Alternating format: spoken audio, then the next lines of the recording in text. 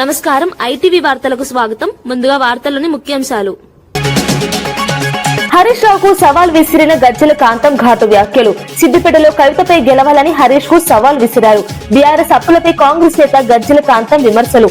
అభివృద్ధి దిశగా కాంగ్రెస్ ప్రభుత్వం సాగుతోందని వ్యాఖ్య. చోరీ కేసులో రికవరీ మేళా నిర్వహించిన సిపి బాగ్చి. 62 కేసులు చేపించి 54 మంది నిందితులు అరెస్ట్. 1.12 కోట్ల విలువైన ఆస్తులు స్వాధీనం చేసిన పోలీసులు. బాధితులకు స్వాధీనం చేసిన వస్తువులు తిరిగి అందజేత.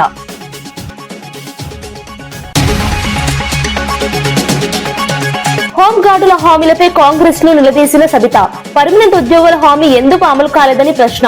పెన్షన్, హెల్త్ కార్డులపై ప్రభుత్వం స్పష్టత ఇవ్వాలని డిమాండ్. హోంగార్డులకు వెంటనే న్యాయం చేయాలని సబిత డిమాండ్.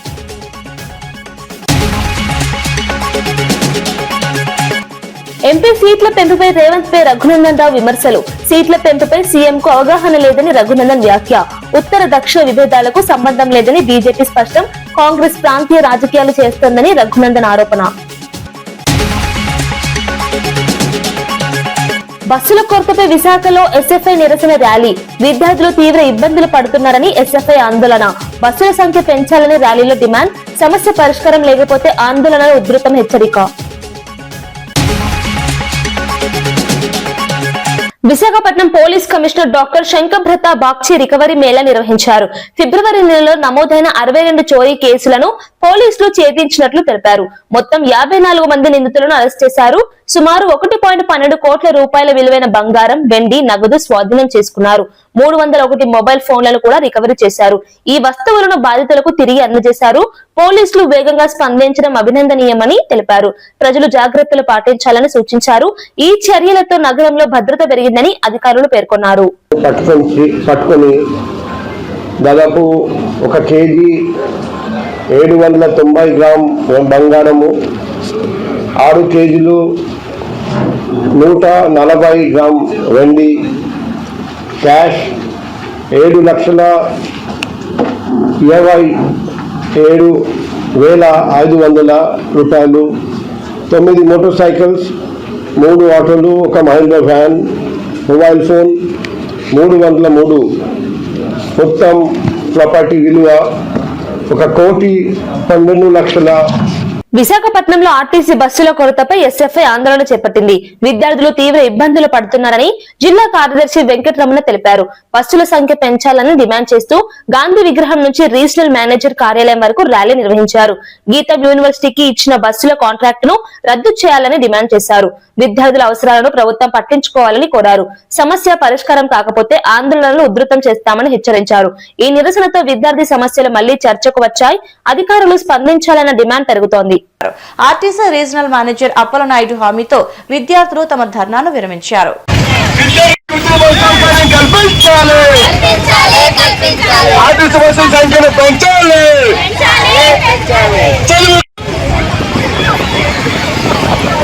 నల్గొండ జిల్లాను రాష్ట్రంలోనే అగ్రస్థానంలో నిలబెట్టాలని మంత్రి కోమటిరెడ్డి వెంకటరెడ్డి తెలిపారు. యంగ్ ఇండియా స్కూల్ పనులను 6 నెలల్లో పూర్తి చేస్తామని చెప్పారు.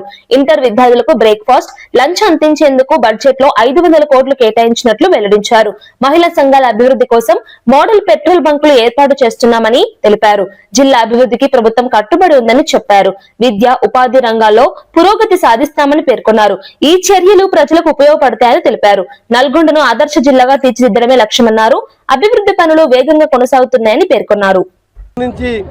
బి ఫార్మసీ, డి ఫార్మసీ, ఎం ఫార్మసీతో పాటు ఎల్ఎల్బి, ఎల్ఎల్ఎం కోర్సెస్ కూడా స్టార్ట్ చేస్తున్నాం. దాంతోపాటు ఇవాళ స్కూల్స్ని అంగన్వాడీ చేయడం మీ అందరికి కూడా జిల్లా ప్రజలకు, తెలంగాణ ప్రజలకు శుభవార్త. మొన్న క్యాబినెట్లో మేము తీసుకున్న నిర్ణయం ఏ రాష్ట్రంలో లేదు దేశంలో. అది ఇంటర్మీడియట్ చదివే పిల్లలకు కూడా అంటే పబ్లిక్ స్కూల్ కాన్ఫరెన్స్కి ఒక పబ్లిక్ స్కూల్ లెక్క ఈరోజు 15 కోట్లతోని స్థలాలు కూడా ఎంపిక చేసి దాన్ని కూడా పబ్లిక్ స్కూల్ కట్టడం. మీకు తెలుసు young India schools Nalgonda school అయితే ఆల్మోస్ట్ ఇంకా 6 నెలల్లో కంప్లీట్ చేస్తున్నాం. కొడంగల్, మధుర దాదాపు 50 బిల్డింగ్ స్టార్ట్ అయినాయి. 20,000 కోట్లతోని ఎవరు ఊహించని విధంగా ఇలా ఫస్ట్ క్లాస్కి వెళ్ళి ఎస్సీ, బీసీ, మైనార్టీ, ఓసీ కుల మతాలకు అతీతంగా హాస్టల్ సౌకర్యంతో క్రికెట్ స్టేడియం ఎటేటే 1000 మంది తినే విధంగా డైనింగ్ హాల్స్ ఇలా ఫుట్బాల్ గ్రౌండ్స్ ఇవన్నీ కూడా పిల్లలకు చదువుతో పాటు అది ఫిజికల్గా కూడా ఫిట్ ఉండాలని చెప్పి యంగ్ ఇండియా స్కూల్స్ ఇలా ఇంకా చెప్పాలంటే సంక్షేమ పథకాలు మీ అందరికీ తెలిసినాయి, మళ్ళా చెప్పే అవసరం లేదు. 10 ఏళ్ళు రేషన్ కార్డు ఇవ్వకపోతే ఇలా 3,15,00,000 మందికి 17 లక్షల రేషన్ కార్డులు ఇచ్చి పాత రేషన్ కార్డు ఉన్న వాళ్ళకు కూడా సన్న బియ్యం ఇచ్చిన చరిత్ర భారతదేశంలో 50 రూపాయల కిలో బియ్యం ఎక్కడ ఇయ్యరు. ఇలా మహాలక్ష్మి ద్వారా 9,700 కోట్లు ఆర్టీసీకి చెల్లించినాం. ఇలా ఉచిత విద్యుత్ ద్వారా 5,400 కోట్లు ఇలా మేము ఆ ఎలక్ట్రిసిటీ బోర్డుకు చెల్లించినాం. ఇవన్నీ సంక్షేమ పథకాలు అన్నీ చేస్తే ప్రతి కుటుంబానికి 60-70 వేలు సంవత్సరానికి ఆదా చేస్తూ ఇంకా చేయవలసిన కార్యక్రమాలు మహిళల్ని కోటీశ్వరం చేసే విధంగా నల్గొండలో ఒక మోడల్ పెట్రోల్ బంకు ఇప్పటికీ 2 నారాయణపేట మన సంగారెడ్డిలో స్టార్ట్ అయింది. నల్గొండలో 2 నెలల్లో కంప్లీట్ చేస్తానికి కలెక్టర్ గారు ఎప్పుడు కూడా దాని మీద ఫాలోఅప్ చేస్తున్నారు. దీంట్లో మాది 1.5 ఎకర్లో పెట్రోల్ బంక్తో పాటు సూపర్ మార్కెట్ అలానే రెస్టారెంట్ జరిగే బంక్ ఏంటంటే సాగర్ పోయే రోడ్డు, మిర్యాల కూడా పోయే రోడ్డు, కనీసం 50 లక్షల ఆదాయం వచ్చే విధంగా సంఘబంధాలను కూడా ప్రోత్సహిస్తూ నల్గొండ జిల్లాని 450 కోట్లతో లైనింగ్ చేస్తూ అందరు అనుకున్నారు ఎస్ఎల్పిడి కూలిపోయిందని, కొందరు నవ్విండ్రు, కొందరు సంతోషం చేసిండ్రు, కొందరు పండుగలు చేసుకున్నారు. మేము ఏడ్చినాం, 8 మంది చనిపోయినరు, 10 ఏళ్ళు ఇప్పటికే ఆలస్యమైందని ఆ రోజు కొట్లాడి సాధించుకున్న సొరంగ మార్గం 2 రోజులు ఏడిస్తే దాన్ని కూడా మమ్మల్ని దాని మీద కూడా మా మీద కామెంట్ చేసినా మేము ఎక్కడ కూడా మేము భయపడలేదు, బాధపడలేదు. వాళ్ళ పాపాన వాళ్ళ పోతారు అనుకున్నాం.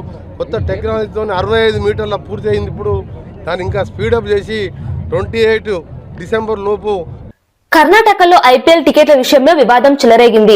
ఆర్సీబీ వర్సెస్ ఎస్ఆర్హెచ్ మ్యాచ్ కు మంత్రులు ఎమ్మెల్యేలకు టికెట్లు ఇవ్వలేదని కాంగ్రెస్ ఎమ్మెల్యే కాశప్పనవర్ విజయానంద శివశంకరప్ప ఆగ్రహం వ్యక్తం చేశారు. ప్రభుత్వం నుంచి అన్ని సౌకర్యాలు పొందుతున్న క్రికెట్ అసోసియేషన్ గౌరవం ఇవ్వడం లేదని విమర్శించారు. టికెట్లను బ్లాక్ లో అమ్ముతున్నారని ఆరోపించారు. 5,000 రూపాయల టికెట్ ను 35,000 రూపాయలకు కొనాల్సి వస్తోందని తెలిపారు. ఈ అంశం రాష్ట్ర రాజకీయాల్లో చర్చకు దారితీసింది. క్రీడా సంఘాల పనితీరుపై ప్రశ్నలు తలెత్తుతున్నాయి. టికెట్ వ్యవస్థలో పారదర్శకత అవసరమని అభిప్రాయాలు వ్యక్తమవుతున్నాయి. They are not respecting the MLAs. They are not issuing the tickets. Even they are telling online. Online is all we know. It's all the black market. Like they are taking in the online. Their bookies are there. They are selling it in a black. One ticket which is cost 5,000 rupees. We are buying it for 35,000 rupees. So there is no facilities for the MLAs and ministers. So we requested the government. Opposition leader has raised the issue in the assembly. So I also supported that, and we requested our speaker to take necessary action against them and issue the ticket, minimum 5 tickets for the MLAs, and they have to make a separate sitting arrangement there. We are VIPs. We can't go in the queue and stand there. We went last time. We were standing in the queue. They are sending us in some gallery with the public. It's not going to happen. So they have to have certain respects. So they have to take a necessary action. We requested our Deputy CM. He also promised us he'll solve this problem and get the tickets for us and make a separate statement for us for a sitting arrangement in the stadium. Sir, last week Home Minister had a meeting with the KCA and they have released the guidelines also. Regarding that also they have released. So how do you see that? No. There is no guidelines. They won't listen anybody. They have become that much big. KSA has become that much big because his IPL matches are going. They won't listen to anybody. They are collecting the money and they are enjoying. This is not going to happen. If this is the same thing is going to happen, we are going to fight against it. Vikarabad జిల్లా పరిగి మండలం కాద్లాపూర్ గ్రామంలో భూ సేకరణపై ఉద్రిక్త పరిస్థితులు నెలకొన్నాయి. Industrial park పేరుతో ప్రభుత్వం బలవంతంగా భూములు తీసుకుంటోందని కాంగ్రెస్ సర్పంచ్ పులిందర్ ఆరోపించారు. పార్టీ కోసం పనిచేసిన తమ గ్రామ ప్రజల భూములను లాక్కోవడం అన్యాయమని అన్నారు. ఎమ్మెల్యే రామ్మోహన్ రెడ్డిని కలిసి విజ్ఞప్తి చేసినా స్పందన లేదని తెలిపారు. ఎంఆర్ఓ, ఆర్డీఓ, కలెక్టర్ కు వినతి పత్రాలు ఇచ్చినప్పటికీ పరిష్కారం కాలేదన్నారు. భూములు తీసుకుంటే రైతులు రోడ్డున పడతారని ఆందోళన వ్యక్తం చేశారు. ప్రభుత్వం వెంటనే భూ సేకరణ ఆపాలని డిమాండ్ చేశారు. లేదంటే గ్రామస్తులతో కలిసి ధర్నా చేపడతామని హెచ్చరించారు. ఈ ఘటన స్థానికంగా ఉద్రిక్తతను పెంచింది. స్థానిక ఎమ్మెల్యే రామ్మోహన్ రెడ్డి సార్కి 1కి 10 సార్లు ముందు కూడా చెప్పినా, 10 రకాలుగా చెప్పినా, 100 రకాలుగా చెప్పినా అర్థం చేసుకోండి సార్. నా ఊరు ప్రజలు రోడ్డు మీదకి రానియకండి. రోడ్డు మీదకి వస్తే వ్యవహారం మీకు మంచిగా ఉండదు, మాకు మంచిగా ఉండదు.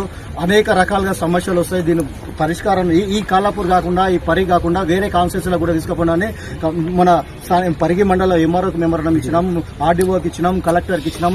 ఇక మిగిలింది ఒక ముఖ్యమంత్రికి తప్ప మాకు ముఖ్యమంత్రి స్థానికి పోయే స్థానం మాకు లేదు కాబట్టి మేము ఎక్కడ వరకు వాళ్ళని అక్కడ వరకు పోయినాం. ఈ రోజు ఇప్పటి వరకు కూడా మొన్న డైరెక్ట్ రామ్మోహన్ రెడ్డి సార్ గారు ఇంటికాడ ప్రెస్ మీట్ పెట్టి ఇండస్ట్రీ పార్క్ కోసం మేము అభివృద్ధి కోసం చాలా మెరుగుపరుస్తున్నామని చెప్పి ఎప్పుడైతే ఆయన ప్రెస్ మీట్ పెట్టి చెప్పిండో ఆ రోజే నా ఊరు ప్రజలు మొత్తం తిండి బంద్ చేసి నమ్మకం ఇప్పటికి కూడా తిండి బంద్ చేసి ప్రజలు ఆడోళ్ళు మగోళ్ళు ఎంతో బాధపడుతూ ఉన్నారు. వాళ్ళకు ఉన్నది 1 ఎకరా 1/2 ఎకరా 2 ఎకరాలు 1 ఎకరా 10 ఎకరాలు 2 ఎకరాలు ఆ ఉన్న ఒకటన్న భూమి పోతున్నారు. ఇక వేరే దిక్కులకి వాళ్ళకి భూములు లేవు, ఏమీ లేవు. ఇక ఆ గౌటాన్ భూమి కూడా అవుతున్నారు, చేసుకొని బతకనికే ఆధారం లేదు. దీన్ని అర్థం చేసుకోవాలని 1కి 10 సార్లు నేను రామ్మోహన్ రెడ్డి సార్ గారికి చెప్పిన, అమ్మా నేను ఆపుతా, అమ్మా నేను ప్రయత్నం చేస్తా, అమ్మా నేను ఆపుతా అన్నాడు. కానీ ఇప్పటి వరకు కూడా స్పందన లేదు. దయచేసి రాష్ట్రంలో పెట్రోల్, డీజిల్ నిల్వలు పుష్కలంగా ఉన్నాయని civil supplies commissioner Stephen Ravindra స్పష్టం చేశారు. వాహనదారులు వదంతులను నమ్మి అనవసరంగా నిల్వలు చేసుకోవద్దని సూచించారు. నిన్న ఒక్కరోజే 1500 ట్యాంకర్ల ద్వారా సరఫరా చేసినట్టు తెలిపారు. ప్రస్తుతం సుమారు 20,000 కిలోలీటర్ల పెట్రోల్ అందుబాటులో ఉందన్నారు. సరఫరా వ్యవస్థ సక్రమంగా కొనసాగుతోందని చెప్పారు. ఎక్కడా కొరత సమస్య లేదని స్పష్టం చేశారు. ప్రజలు ప్రశాంతంగా ఉండాలని సూచించారు. పరిస్థితిని ప్రభుత్వం నిరంతరం పర్యవేక్షిస్తున్నదని తెలిపారు. ఈ ప్రకటనతో ప్రజల్లో ఉన్న ఆందోళన తగ్గింది. పబ్లిక్ ఎట్లాగా ఇబ్బంది కలగకుండా మనము ఈ సప్లై అన్నది చేస్తా ఉన్నాం. థర్డ్ ఇష్యూ ఒకటి వస్తే పిఎన్జి అంటే pipe natural gas. Pipe natural gas కి సంబంధించి కూడా ఈ డేటా చూడండి. పైప్ న్యాచురల్ గ్యాస్ కూడా మనకి 5 ప్లేయర్స్ ఉన్నారు మనకి దీనిలోని. All are again based in Telangana. ఇప్పుడు Bhagyanagar gas limited Hyderabad operate చేస్తుంది. అట్లానే mega city gas distribution private limited in Rangareddy, Mahbubnagar, Nalgonda and Warangal. అట్లానే టొరెంట్ గ్యాస్ అన్నది సంగారెడ్డి, మెదక్లోని. ఎంఎన్జిఎల్ కూడా మనకి నిజామాబాద్, కామారెడ్డి, మంచిర్యాలలో ఆపరేట్ చేస్తుంది. IOCL also operates in Jagtial and Karimnagar. So ఇక్కడ కూడా మీరు చూశారంటే మనకి పైప్ న్యాచురల్ గ్యాస్ మనకి బోత్ డొమెస్టిక్ కి సప్లై చేస్తుంది. At the same time pipe natural gas is also supplied to industries.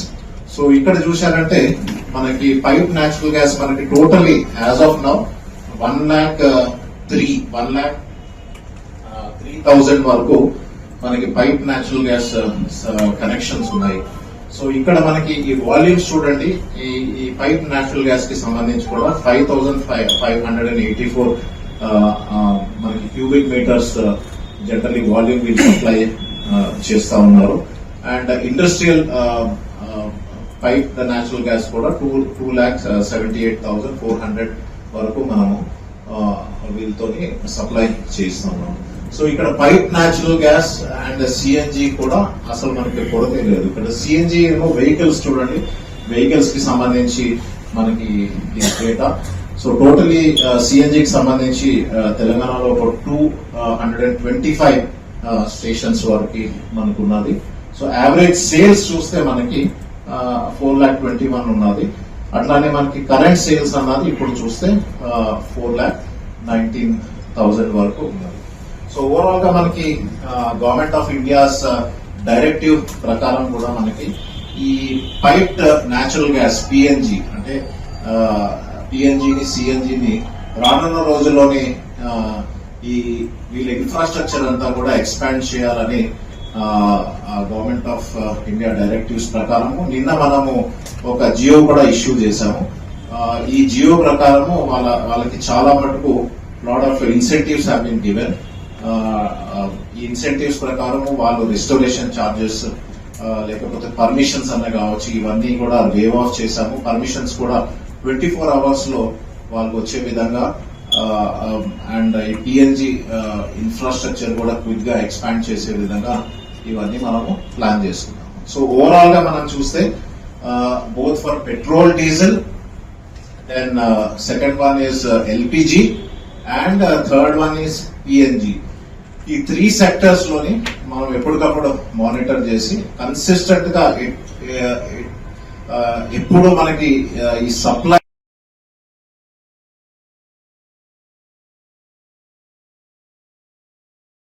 రాష్ట్రంలో నిర్మాణంలో ఉన్న ప్రభుత్వ మెడికల్ కళాశాలలను వెంటనే పూర్తి చేసి ప్రారంభించాలని పలు సంస్థలు డిమాండ్ చేశాయి. గుంటూరు, పులివెందులలో జరిగిన పర్యటనలో వివిధ పార్టీ నేతలు, సామాజికవేత్తలు పాల్గొన్నారు. పీపీపీ విధానంలో కళాశాలలు నిర్మిస్తే పేద విద్యార్థులకు నష్టం జరుగుతుందని ఆందోళన వ్యక్తం చేశారు. రిజర్వేషన్లు అమలు కాకపోవచ్చని హెచ్చరించారు. పేదలకు ఉచిత వైద్యం అందకపోవచ్చని తెలిపారు. ప్రభుత్వ రంగంలోనే కళాశాలలను ప్రారంభించాలని డిమాండ్ చేశారు. ఈ అంశం రాజకీయంగా ప్రాధాన్యం సంతరించుకుంది. ప్రభుత్వ వైద్య కళాశాల కూటమి ప్రభుత్వం అధికారంలోకి రాకముందు గత ప్రభుత్వం 17 ప్రభుత్వ వైద్య కళాశాలను మంజూరు చేసింది. అందులో 6 ప్రభుత్వ వైద్య కళాశాలలు ప్రారంభమయ్యాయి గత ప్రభుత్వం. ప్రస్తుతం ఈ సంవత్సరము పిడుగురాళ్ళ ప్రభుత్వ వైద్య కళాశాలను ప్రారంభించాలని ఈ గవర్నమెంట్ నిర్ణయించింది. ఇక మిగతా 17లో 6 గతంలో 1 ఇప్పుడు అనుకున్నారు. మిగతా 10 ఆ 10లో పులివెందుల, వెనుగొండ, మదనపల్లి, ఆదోని, మార్కాపురం, బాపట్ల, పార్వతీపురం, అమలాపురం, నర్సీపట్నం, పాలకొల్లు ఈ 10 ప్రభుత్వ వైద్య కళాశాలలు కానీ మంజూరు చేయడం జరిగింది. ఇవి ఈ 21 నెలలుగా ఎక్కడ వేసిన గొంగలు అక్కడే సొంతంగా ఉండిపోయింది. ఒక్క పని జరగలేదు. అందులో మన పులిందులకు సంబంధించి ఈ కూటమి ప్రభుత్వము అధికారంలోకి రాకముందు దాదాపు 47 ఎకరాల 58 సెంట్లు, దాదాపు 100-150 కోట్ల రూపాయలు విలువ చేసే భూమిని వచ్చేసి ఈ ప్రభుత్వ వైద్య కళాశాలకు అప్పగించడం జరిగింది. రెండవది 412 కోట్ల రూపాయలు ఖర్చు చేయడం జరిగింది. మూడవది 625 పడకల ఆసుపత్రిని మంజూరు చేయడమే కాకుండా భవనాలు పూర్తయినాయి. ఆసుపత్రి ఇక్కడికి షిఫ్ట్ అయింది, రన్నింగ్లో ఉంది. మెడికల్ కళాశాల భవనాలకు సంబంధించి 60 నుండి 70% పూర్తయినాయి. ప్రభుత్వ నర్సింగ్ కాలేజీకి సంబంధించి భవనాలు 100% పూర్తయినాయి. క్వార్టర్స్, హాస్టల్స్కు సంబంధించి 60 నుంచి 70% పూర్తయినాయి. తర్వాత సిబ్బంది ఈ ప్రభుత్వం అధికారంలోకి రాకముందు కళాశాలకు ప్రిన్సిపల్ ఉన్నాడు, హాస్పిటల్కు సూపరింటెండెంట్ ఉన్నారు, తర్వాత 2 ఏడీస్ ఉన్నారు, ఒక ఏవో ఉన్నారు, హెచ్ఓడీస్ ఉన్నారు, 60 మంది professors, associate professors, assistant professors ఉన్నారు, 70 మంది నర్సులు ఉన్నారు, 130 మంది సిబ్బంది ఉన్నారు. ఈ పరిస్థితిలో కేంద్రం నుండి నేషనల్ మెడికల్ కమిషన్ వాళ్ళు వచ్చి చూసి ఇంద్రభవనాలంటే భవనాలు ఉన్నాయి, ఫ్యాకల్టీ ఉంది అని చెప్పి వాళ్ళు క్షేత్రస్థాయిలో పరిశీలించి 2024-25 విద్యా సంవత్సరానికి 50 ఎంబీబీఎస్ సీట్లు కేటాయించారు. 2024 ఆగస్టు 16వ తారీఖు. కానీ ఈ చంద్రబాబు ప్రభుత్వం ఏం చేసింది? ఒక లేఖ రాసింది, భవనాలు పూర్తి కాలేదు, ఫ్యాకల్టీ లేదు, కాబట్టి మేము నడపలేము కాలేజీని, మాకు 50 ఎంబీబీఎస్ సీట్లు వద్దని చెప్పేసి లేఖ రాసింది. ఇది చరిత్రలో ఒక చారిత్రక తప్పిదం. ఇటువంటి పనికి మాలిన ప్రభుత్వం దేశంలో గాని. బీజేపీ ఎంపీ రఘునందన్ రావు ముఖ్యమంత్రి రేవంత్ రెడ్డిపై విమర్శలు గుప్పించారు. ఎంపీ స్థానాల పెంపుపై ఆయనకు కనీస అవగాహన లేదని అన్నారు. దేశవ్యాప్తంగా అన్ని రాష్ట్రాల్లో 50% సీట్ల పెంపు ఉంటుందని తెలిపారు. దీనికి ఉత్తరాది, దక్షిణాది విభేదాలతో సంబంధం లేదని స్పష్టం చేశారు. మాజీ ప్రధాని పివి నరసింహారావుకు ఢిల్లీలో గౌరవం ఇవ్వలేని కాంగ్రెస్ నేతలు ఇప్పుడు ప్రాంతీయవాదం మాట్లాడడం హాస్యాస్పదమని ఎద్దేవా చేశారు. రాజకీయ ప్రయోజనాల కోసం ప్రజలను తప్పుదారి పట్టిస్తున్నారని ఆరోపించారు. ఈ వ్యాఖ్యలు రాష్ట్ర రాజకీయాల్లో చర్చకు దారితీశాయి. రేవంత్ రెడ్డి కాంగ్రెస్ పార్టీ చేసింది కదా, ఎలక్షన్ కొట్లాడి గెలుగురు అంటే బొంకుడు, మాట్లాడితే ఉత్తరాది దక్షిణాది. ఏం చేసింది కాంగ్రెస్? ఏం చేసింది దక్షిణాది? దేశంకి వెళ్ళి కాక కాంగ్రెస్ కి ఒక ఆయన దక్షిణాదికి వెళ్ళి ప్రధానమంత్రి అయిండు. పాపం పెద్దలు పూజలో చనిపోతే డెడ్ బాడీని కూడా ఏఐసీసీ ఆఫీస్ కి తీసుకుపోలే. మీరు యాడుండేది ఆ రోజు రేవంత్ అన్న? ఆ రోజు కనవాలే. మరి ఉత్తరాదిలకు 10 ఎకరాలు 20 ఎకరాల సమాధులు కడితే దక్షిణాదికి వెళ్ళిన ఒక ప్రధానమంత్రికి ఢిల్లీలో ఒక ఘాటు కట్టడానికి చేత కాలేదు మీకు, పీవీ ఘాట్. సిద్దిపేట కాంగ్రెస్ ఇన్ఛార్జి పూజల హరికృష్ణ గాంధీ భవన్ లో మీడియా సమావేశం నిర్వహించారు. హరీష్ రావు తన స్థాయి తెలుసుకోవాలని సూచించారు. సీఎం రేవంత్ రెడ్డిపై పోటీ చేస్తానన్న వ్యాఖ్యలపై స్పందించారు. గత 10 ఏళ్లలో సిద్దిపేటకు ఒక్క ఫ్యాక్టరీ కూడా ఎందుకు రాలేదని ప్రశ్నించారు. రైతు రుణమాఫీపై రాజీనామా చేస్తానన్న హరీష్ ఎందుకు వెనక్కి తగ్గారని నిలదీశారు. కాంగ్రెస్ ప్రభుత్వం వచ్చిన తర్వాతే అభివృద్ధి ప్రారంభమైందని తెలిపారు.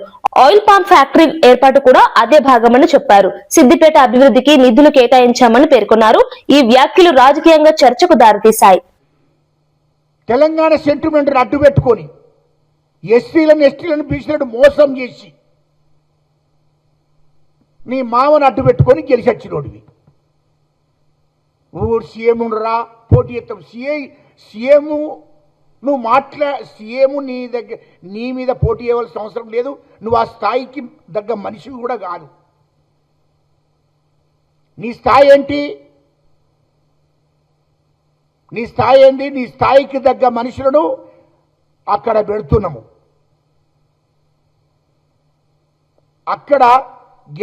అక్కడ వస్తున్నారు. నీకు తగిన మిండలు వస్తున్నారు. ఆడికి నువ్వు తొందరపడకు. కాంగ్రెస్ పార్టీ తరఫున సరి అయిన మొగోనే వస్తాడు. నువ్వు తొందరపడకు. అదే సిద్దిపేటలో పుట్టి పెరిగినటువంటి వాడే నీకు పోటీలో ఉంటాడు. అదేవిధంగా మీ మరదలు కవిత గారు కూడా ఉంటాడు. దమ్ముంటే కవిత గారి మీద గెలిచిరా, అప్పుడు మాట్లాడు నువ్వు అసెంబ్లీలో. నెక్స్ట్ కవిత గారే నిలబడేది అక్కడ. కాబట్టి అక్కడ గెలిచిరా, అప్పుడు మాట్లాడు. నువ్వు ఇవాళ అసెంబ్లీలో అందరినీ తప్పుదో పట్టించే కార్యక్రమాలు, మీ కేటీఆర్, నువ్వు, మీ అహంకార ధోరణి తెలంగాణ ప్రజలందరికీ కూడా తెలుసు. మిమ్మల్ని ఎవ్వరూ నమ్మే పరిస్థితులు లేరు. ఏమనంటే స్కీములు అమలు చేసిండ్రా.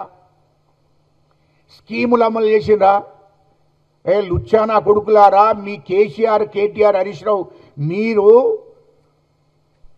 8 లక్షల గాంధీ భవన్ లో టీపీసీసీ ప్రధాన కార్యదర్శి గజ్జల కాంత మీడియా సమావేశం నిర్వహించారు. హరీష్ రావు తన స్థాయి తెలుసుకుని మాట్లాడాలని ఘాటుగా వ్యాఖ్యానించారు. సీఎం రేవంత్ రెడ్డిపై పోటీ చేసే ధైర్యం ఉంటే సిద్దిపేటలో కవితపై గెలవాలని సవాల్ విసిరారు. గత 10 ఏళ్లలో బీఆర్ఎస్ ప్రభుత్వం భారీగా అప్పులు చేసిందని విమర్శించారు. సుమారు 8 లక్షల కోట్ల అప్పు చేశారని ఆరోపించారు. కాంగ్రెస్ ప్రభుత్వం అభివృద్ధి దిశగా ముందుకు సాగుతోందని తెలిపారు. జీవన్ రెడ్డికి పార్టీ అన్ని అవకాశాలు ఇచ్చిందని పేర్కొన్నారు. అయినప్పటికీ ఆయన వ్యాఖ్యలు సరైనవి కావని అన్నారు. ఈ వ్యాఖ్యలు రాజకీయంగా చర్చకు దారితీశాయి. అస్తమానం ఏది మాట్లాడు. అరే ఆర్మూరు నియోజకవర్గ అభివృద్ధి గురించి మాట్లాడు. పొద్దున్న లేవంగానే ఏదో ఒక బక్వాస్ మాటలు, చిల్లర పలుకులు, చిల్లర వ్యవహారాలు.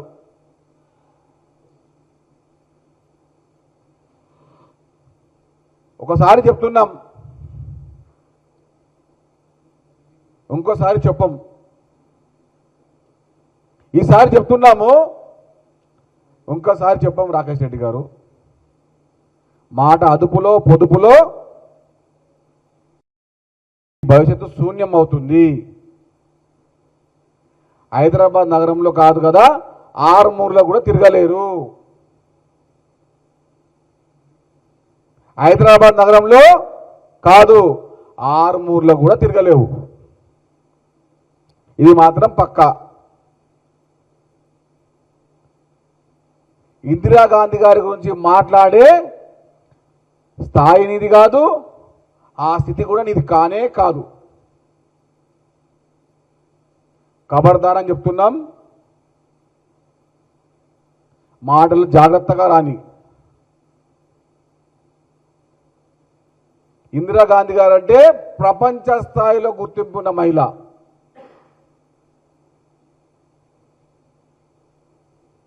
చిల్లరగా మాట్లాడతాం,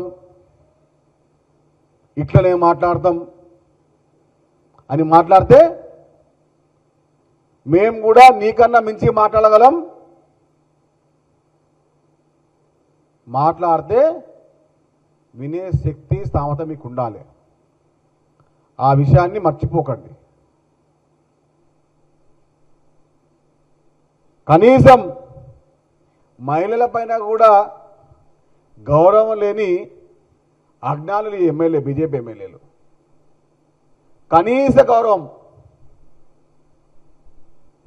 ఇంట్లో అక్కన చెల్లెన అందరూ ఉంటారు కదా, మన కుటుంబంలో మహిళలు లేరా? ఇది నా మాట్లాడేది. ఖబర్దారని చెప్తున్నాం. నోరు అదుపులో పెట్టుకొని చెప్తున్నాం.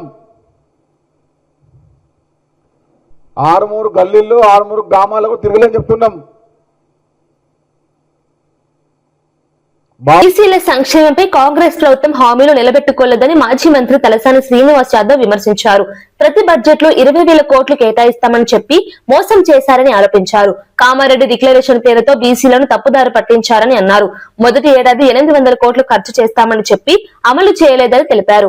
రెండో ఏడాది భారీ నిధులు కేటాయించినప్పటికీ ఖర్చు తక్కువగా ఉందని విమర్శించారు. బీసీలు ఈ విషయాలను గమనిస్తున్నారని చెప్పారు. రాబోయే ఎన్నికల్లో కాంగ్రెస్ కు గుణపాఠం చెబుతారని హెచ్చరించారు.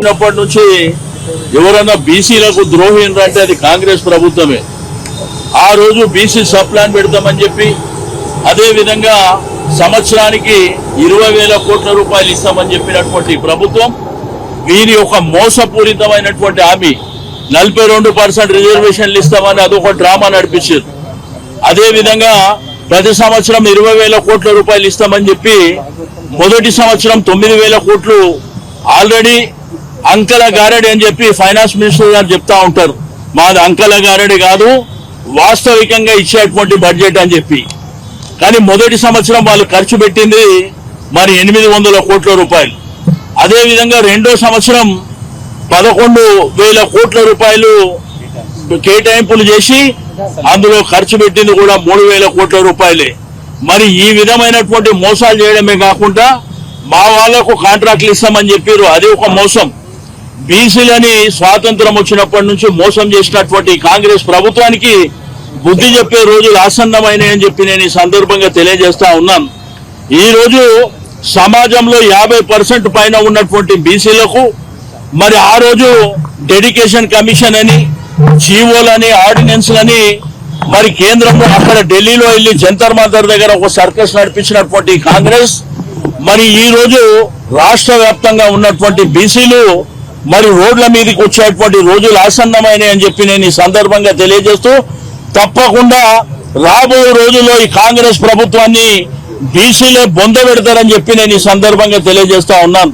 మీకు హామీలు ఇవ్వమని చెప్పిండు ఎవడు, మమ్మల్ని మోసం చేసి ఓట్లు వేయించుకొని ఈ రోజు మరి అనేకమైనటువంటి సందర్భాలలో మరి మమ్మల్ని కించపరిచే విధంగా మొన్న లోకల్ బాడీ ఎలక్షన్ లో జనరల్ స్థానాలలో కూడా బీసీలు గెలిచినటువంటిది అది దేనికి సంకేతం ఒకసారి గుర్తుంచుకోవాల్సినటువంటి అవసరం ఉంది. కాబట్టి ఆ రోజు కేసీఆర్ గారి ప్రభుత్వంలో మరి అనేకమైనటువంటి కార్యక్రమాలు మాకు గురుకుల పాఠశాలలు 19 ఉంటే 305. వార్తలు ముగించే ముందు ముఖ్యాంశాలు మరోసారి. హరీష్ రావుకు సవాల్ విసిరిన గజ్జల కాంతం ఘాటు వ్యాఖ్యలు. సిద్దిపేటలో కవితపై గెలవాలని హరీష్ కు సవాల్ విసిరారు.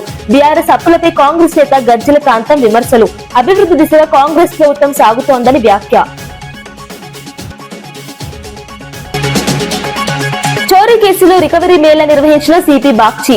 62 కేసులు చేపించి 54 మంది నిందితులు అరెస్ట్. 1.12 కోట్ల విలువైన ఆస్తులు స్వాధీనం చేసిన పోలీసులు. బాధితులకు స్వాధీనం చేసిన వస్తువులు తిరిగి అందజేత.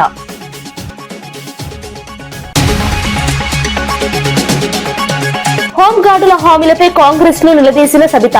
పర్మనెంట్ ఉద్యోగుల హామీ ఎందుకు అమలు కాలేదని ప్రశ్న.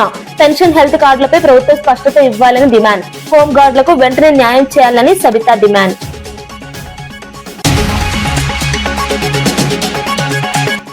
ఎంపీ సీట్ల పెంపుపై రేవంత్ పై రఘునందన్ రావు విమర్శలు. సీట్ల పెంపుపై సీఎం కు అవగాహన లేదని రఘునందన్ వ్యాఖ్య. ఉత్తర దక్షిణ విభేదాలకు సంబంధం లేదని బీజేపీ స్పష్టం. కాంగ్రెస్ ప్రాంతీయ రాజకీయాలు చేస్తోందని రఘునందన్ ఆరోపణ. బస్సుల కొరతపై విశాఖలో ఎస్ఎఫ్ఐ నిరసన ర్యాలీ. విద్యార్థులు తీవ్ర ఇబ్బందులు పడుతున్నారని ఎస్ఎఫ్ఐ ఆందోళన. బస్సుల సంఖ్య పెంచాలని ర్యాలీలో డిమాండ్. సమస్య పరిష్కారం లేకపోతే ఆందోళనలు ఉధృతం హెచ్చరిక. ఇవి ఈనాటి వార్తా విశేషాలు. మరో బులెటిన్ లో మళ్ళీ కలుద్దాం. నమస్కారం.